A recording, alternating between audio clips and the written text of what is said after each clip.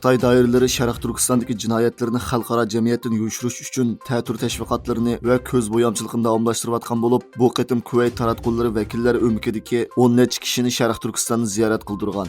Atalmış Şinjan televiziyasining 22-iyuldagi xabarida ma'lum bo'lishicha, Xitoy rejimi mazkur ko'z bo'yamchilik harakatida 15-iyuldan 19-iyulgacha Kuvayt taratqullari vakillari o'mikini Sharq Turkistonning Feyzabad nahiyasi, Qashqar shahri, Urumchi shahri, Fukan shahri qatorliq joylarda maxsus tayyorlangan masjid, korxona, maktab, manzil rayoni, qadimiy shahar koni ko'chasi, atalmış terrorlikqa qarshi turish va asabiylikni tugutish ko'rgazmasi qatorliq o'rinlarni ziyorat qildirgan.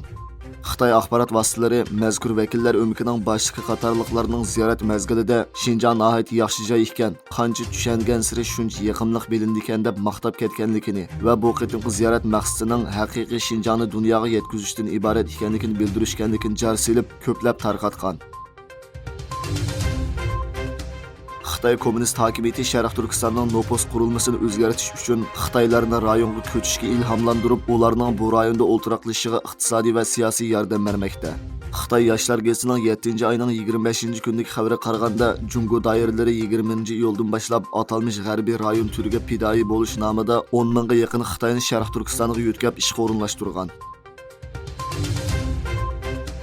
Xitoy Sharq Turkistonni xitoylashtirish planini tezlatish uchun Sharq Turkistonning Xotan viloyatidan bevosita Beyjingga uchadigan aviatsiya liniyasi ochdi.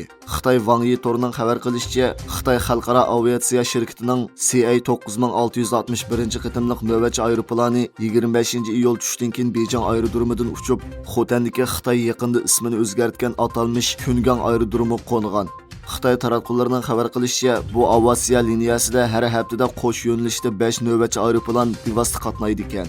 Aviatsiya liniyasi ochilgandan keyin Beyjingdan Xotanga berish uchun ilgirki 3-joyda aeroplan almashib, eng tez bo'lganda 7 soatdan ko'proq vaqt ketadigan holatdan 5 soatga qisqaraydi ekan.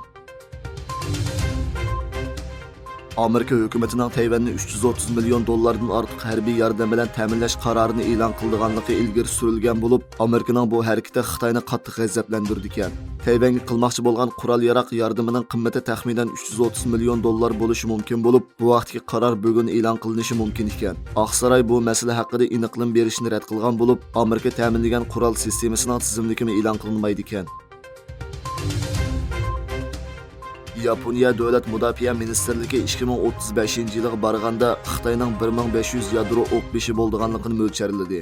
Ministerlik Yaponiya Mudofaa 2023 nomli 5 yillik mudofaa nishoni va programmasi haqida doklad e'lon qildi.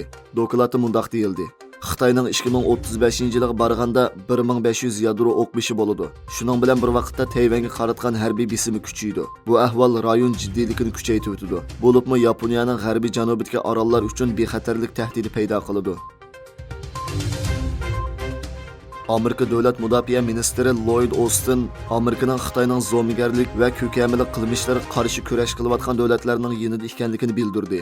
Egilishicha, Amerika tashqi ishlar ministri Blinken bilan Avstraliyada ziyorati bo'layotgan Amerika Davlat Mudofaa ministri Austin, Avstraliya Davlat Mudofaa ministri Richard Marles bilan ko'rishgan.